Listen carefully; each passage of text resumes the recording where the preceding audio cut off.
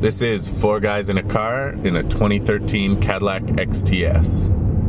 The Cadillac flagship. Flagship, yeah. When I think Cadillac flagship, I think like one of those huge American land yachts from like the 60s or 50s, and it was like a giant rectangle of steel, and it was beautiful. It had fins, and it was cool, and everybody looked at it, and if you drove one, people knew you had won at life. But this is 2013, and it's all about like the tech and the science of the Cadillac now. Digital dash, touchscreen, center console. It like has haptic feedback, so when you touch it, it vibrates and everything. It's really cool. Cadillac has always done one thing well. You know, not taking into account something like the V cars, but this does ride quite smoothly.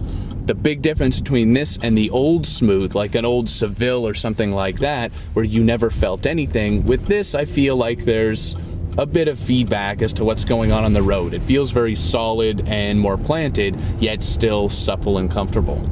And also, like, maybe it's my fingers. I have normal human fingers. I can't seem to operate the volume. It's because you're supposed to slide your finger across the dash. Couldn't be more thankful. See? Why can't I just push the up or down button? No. See, it works. It works sometimes. Yeah, sorry. No, look, it works half the time and not the other half the time. I'll tell you what I make of it. If you use Q right, you don't touch it very often. You set climate control to auto, and you interface to the audio system and the navigation system through voice. There's no reason to be pressing all those buttons all day long. If you're using Q right, it's no problem whatsoever.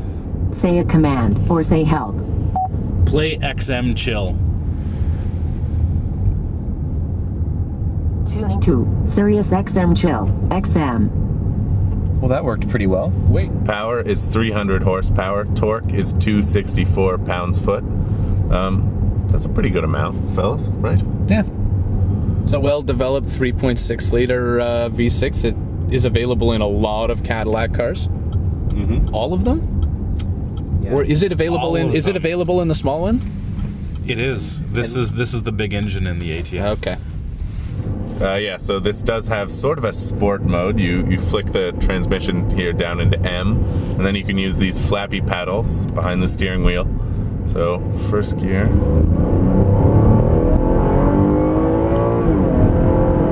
It sounds good. Sounds all right. Definitely makes a run for the red line once it really starts to spin up. It's kind of eager.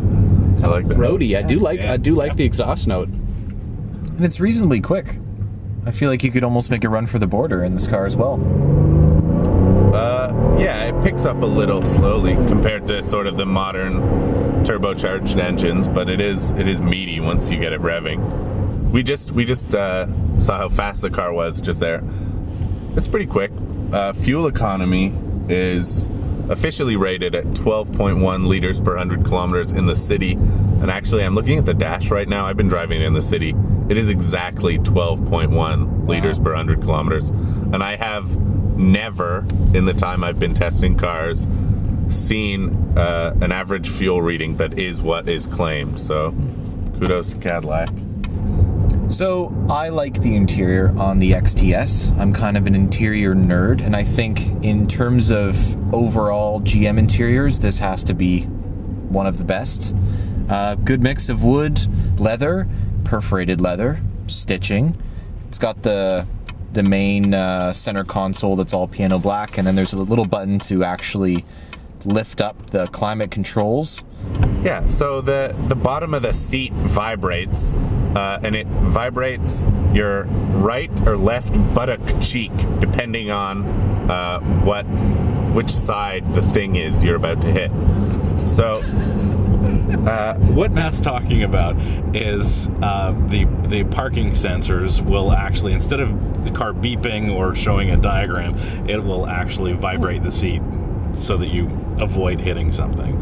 It actually does everything. It beeps, it shows a diagram, and it vibrates.